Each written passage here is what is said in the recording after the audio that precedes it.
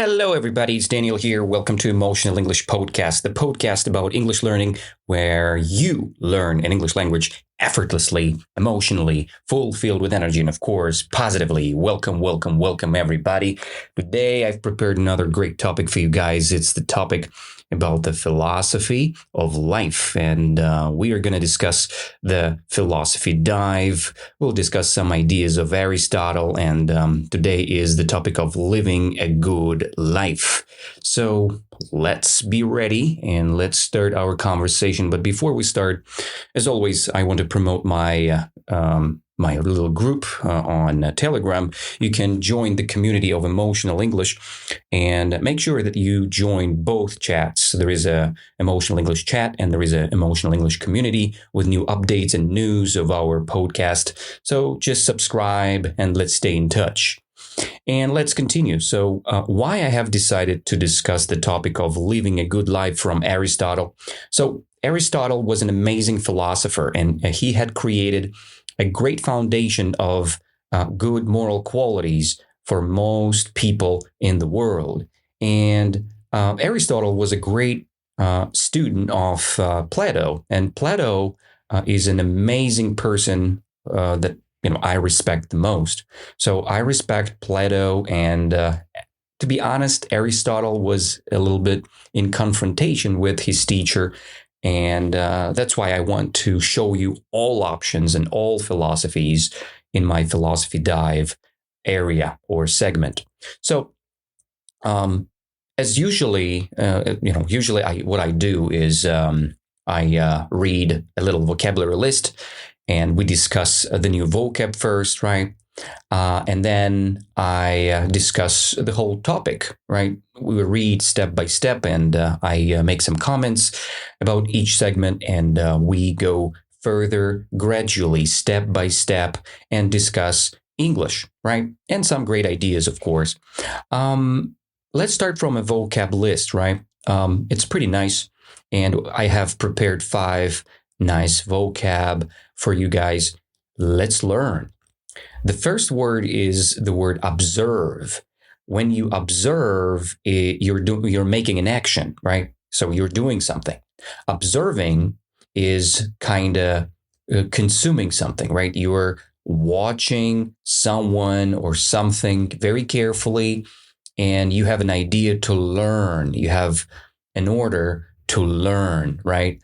So, for example, many scientists observe animals to understand what kind of behavior they have, right?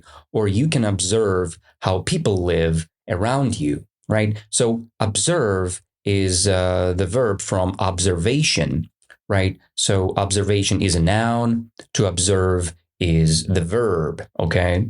So, we will observe a new topic about living a good life from the ideas of Aristotle, right? The student of Plato, right? So let's continue next. The second word is the word function. It's a noun.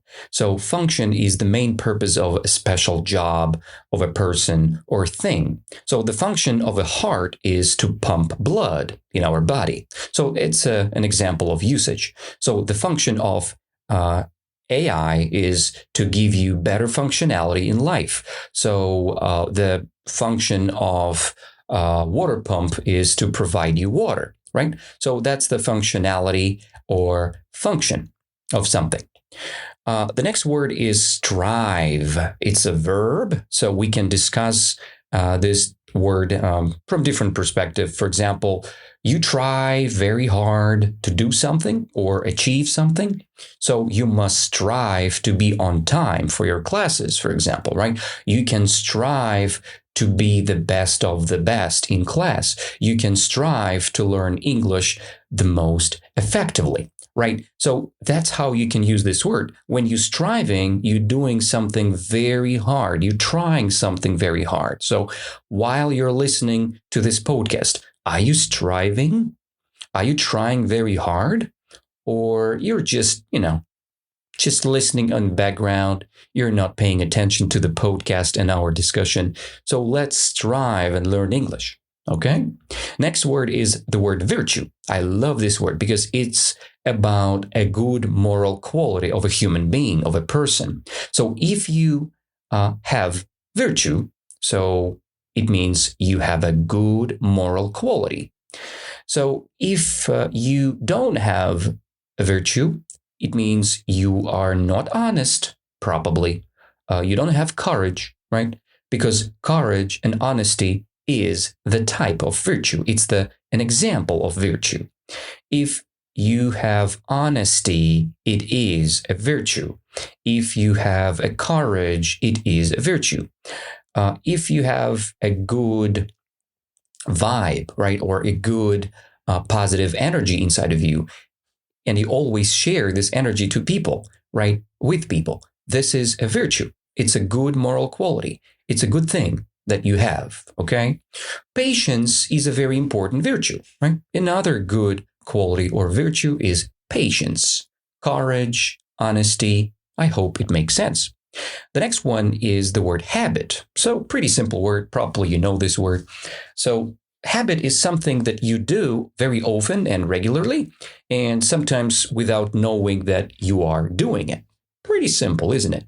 For example, brushing your teeth every morning should be a habit, okay? If you don't have this habit, you're kind of losing it, right? So English learning is a habit as well. So if you learn English day by day, it's your habit. And when you don't think about it much, so this is a habit. Okay, so that's the vocabulary list for today, what I'm going to focus further. But we're using all these words to explain and dive deeper into the topic of living a good life. And you know what? Who will help us with this idea is the philosopher Aristotle, right? Who is he? He is the student of Plato. And you know what? Who is the student of Socrates?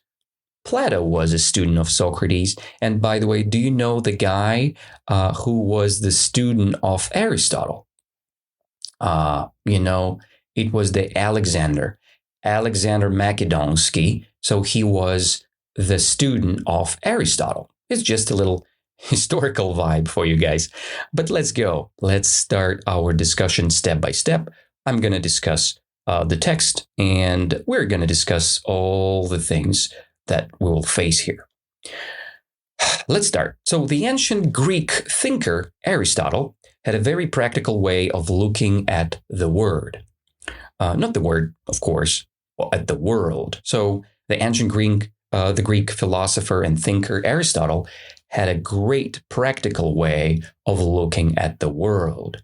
Unlike his teacher Plato, who thought about a perfect unseen world of ideas, Aristotle was interested in the world right here in front of us. He believed that we can learn the most important truths if we carefully observe nature and the way people live. Okay, so let's go further, but I'll do it like step by step, sentence by sentence. Like, unlike the teacher of Aristotle, unlike Plato, who was always thinking about a perfect unseen world of ideas, and I will describe you the philosophy of Plato further in the podcast. Not today, but one day for sure. So he was a complete opposite guy. Aristotle was more practical than Plato. Plato was thinking about ideas, dreams, what's the best of the best, But Aristotle was a very practical guy. He was interested in the world right here in front of us. So he was not thinking very deeply, He was very practical. That's the love of Aristotle. And that's why people love Aristotle, Because Plato, I'm more Platoic guy, he thinks about perspectives. Aristotle thinks about life here and now. That's the difference. So, and he believed that we can learn the most of important truths if we carefully observe the nature and the way people live. So the Aristotle was looking at people, observing the nature and the way people live, right? You remember what observe means, right? So when you observe, you're looking at something very closely and you analyze, you think, you observe, you consume, you're getting some researches, right? So for Aristotle, the answers to life's big questions were not in the sky, but all around us, waiting to be understood through reason and experience. So, as you see, Aristotle was understanding the reality by reasoning and experience. So if you want to face something interesting for yourself, just do it. That's the slang, or this is the phrase for Aristotle life perspective. Living a good life connected with reasoning and experiencing, right? So if you want to learn English, according to Aristotle, just do it. Just go and find a teacher. Just try to read books. Just try to learn and listen things in English. Try to watch a series. Try to watch a film. So do something related to the topic you want to learn. That's the first paragraph, by the way. So, and as you see, we discussed the word observe here. So who was observing the nature of the way people live? Aristotle, right? So Aristotle was very practical and he was observing the nature and the way people live. So Aristotle thought that everything in nature has a special purpose or function, right? It's the next paragraph we started. So Aristotle thought that everything in nature has a special purpose or function.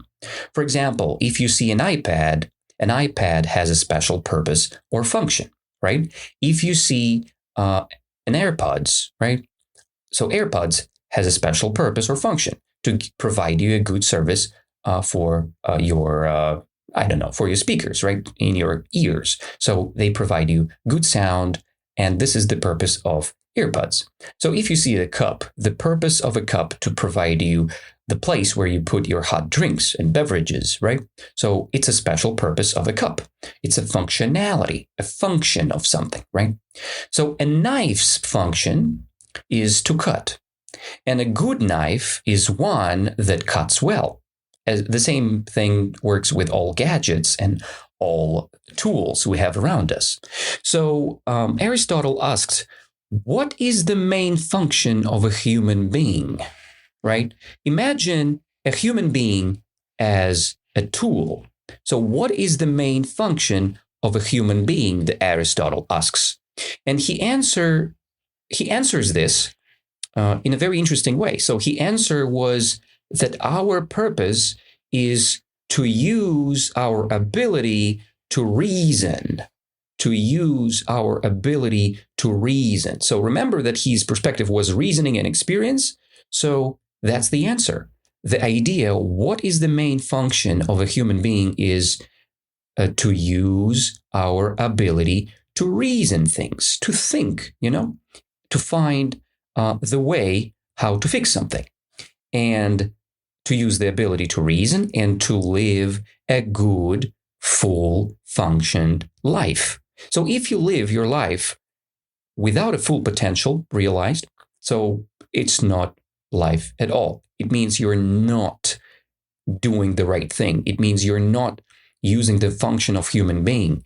So you're living a limited life, not the full life. So the ultimate goal, which he called eudaimonia, I think, right? Let me double check. I think it's eudaimonia, yes? So it means that it means that more than just feeling happy, it means we must actively strive, right? This eudaimonia means more than just being happy. It's not just, oh, I'm happy now. No, it means that you're actively striving to become the best version of yourself. So do you feel eudaimonia right now? Eudaimonia here and now. It means you want to become the better version of yourself. You're learning your language. You're becoming better. That's a eudaimonia from the Aristotle's perspective. When you work on yourself, when you're not just feeling good here and now, because Danila has a beautiful voice. No, you're just working on yourself. You're becoming better. You understand English better day by day. That's a eudaimonia for you. So it means we must actively strive to become the best version of ourselves. Do you remember what the striving means? It means you should try, work hard on something. And you hear striving to become the best version of yourself. Does it make sense? I hope so. And who was thinking like this, that eudaimonia was very good? To be honest, I've seen this idea not from Aristotle's perspective only. Eudaimonia was very popular from Socrates as well, because Socrates was very practical. He was using his Socratic dialogues to find answers from people, And eudaimonia was the part of Socrates' life as well. And eudaimonia means more than just feeling happy. It means that you're doing the right thing in the right time. It means you're striving, you're trying to become the best version of yourself. I hope we got this. So let's go further, right? So how do we achieve this good life? How do we achieve this good function, right, of our life? So Aristotle taught, he was teaching us that the key is to practice virtue, to practice making good qualities. So if you're a good person, you will achieve the good life. If you're a bad person, you're going away from achieving good life. So you're not striving at this very moment. So you are not achieving your good life if you're not striving, if you're not practicing virtue. And what is virtue? Virtue is a good quality of yours. It's something good like honesty, patience, or when you are patient, when you have courage, when you have good qualities. So Aristotle described virtue as finding a perfect balance or a golden mean. Golden mean, it means a golden middle, something in the middle that makes sense for both sides. You're not going too extreme. You're going somewhere where is enough to becoming good. It's a golden middle. It's a golden mean between two extremes, right? Extreme on the left, it's a negative extreme. Extreme on the right, it's the right extreme. But somewhere in the middle is the truth. And I like the perspective of Aristotle in general because he was looking for this golden mean. What do you need to do to be perfect? That's the foundation of Aristotle's perspective, to find greatness of a golden mean, And he provides here the example. So the example is courage is a virtue that is balanced between being too fearful and being too reckless. So too fearful, it's one extreme, and being reckless, it's another extreme. So you know who is fearful? It's the person who is scared all the time. And you know the guy who is reckless? It's the person who is just jumping and doing crazy stuff. It means like he doesn't feel fear at all. And this is dangerous as well. You can kill yourself if you're reckless, right? But guys, be reckless when you learn English. So it means you just go and strive and you're becoming the better version of yourself. So your golden middle, your golden mean is to do actions day by day without an extreme case, without pushing yourself too hard. So just push, but not that hard. That's your golden mean about English learning, right? So, and Aristotle believed that no one is born good. It means no one was born with all good qualities, with virtue inside. You should work, you should create, you should practice your virtue day by day. And we become good by doing good things again and again until it becomes a habit. So it means to be or to create a virtue is a habit. When you work on yourself every day, you're creating a good habit to become a virtuous or virtue inside of you. You creating the virtue inside of you, virtuous person, right? So when the habit becomes you're becoming a virtuous person, right? Or you're creating your virtue.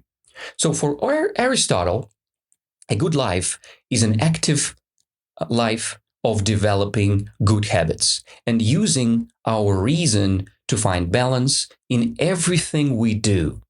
Okay, so I hope it was pretty understandable. So the last paragraph we discussed that what is a good life, right?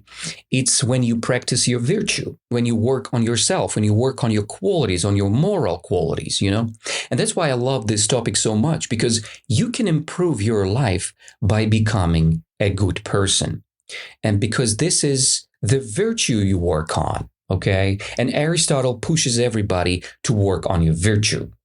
Aristotle thinks, right, that good life is an active life. So if you're a lazy person, it's an opposite extreme of a good person. Just become active is good. So be active, develop good habits, and use your reason to find balance in everything you do. Without this idea, you cannot develop properly. You cannot learn English. You cannot improve your muscles. You cannot improve your relationships if you have not a good reason. Find the reason, and you will find the answer how you can improve yourself. Or becoming good will give you the perspective of creating the great life. Okay? And this is the whole idea of living a good life. Just become a good person, and you will achieve greatness. Okay? So who was teaching us today? Who was teaching us how to become good? Aristotle, right? Aristotle, who is he? Who is Aristotle? Just provide me little answers, short answers. Just say it. Say it in English. Give me the answer. Who was Aristotle? He was a student of someone, right? The student of another great philosopher. What was his name? Plato, right? Or Aristotle, right? Aristotle was the guy who was teaching Aristotle, right? And what's next? What do you observe every day?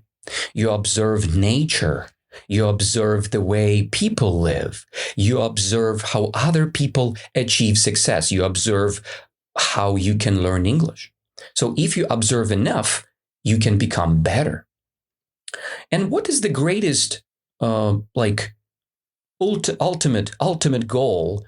What Aristotle called like the total greatness. It's bigger than just happiness. It's eudaimonia, right? Eudaimonia is the ultimate goal for all people. Is not just being happy about your life, but being happy and strive becoming the best version of yourself. That what the Aristotle discussed to us, right? That what he tried to learn and teach us, right? So, and this life, this process is unstoppable and endless. It means you're working on your virtue endlessly. It means you never stop. You never stop. The same, I want to recommend you guys to learn English endlessly without a stop. Okay? Become better, work on yourself, and you will achieve greatness in your life. Thank you for being with me today. I hope it was pretty useful. And I am planning to have multiple different topics on philosophy, and I will show you even more areas of English learning by dialogues, by much more. So just let's stay in touch. Let's subscribe, and you will get more. If you want to support our podcast, you can go to our Boosty channel. Just find Emotional English on Boosty and support financially. Of course, if you want so. If you want, and if you have this great quality inside of you to share and be kind. That's one of the virtues, by the way, to become a kind and generous person. Generosity is another virtue. Okay, that's enough for today, guys. Thank you all for being with me. Let's stay in touch and learn English effectively, emotionally, fulfilled with energy, and of course, positively, guys. I'll see you very soon. Bye-bye.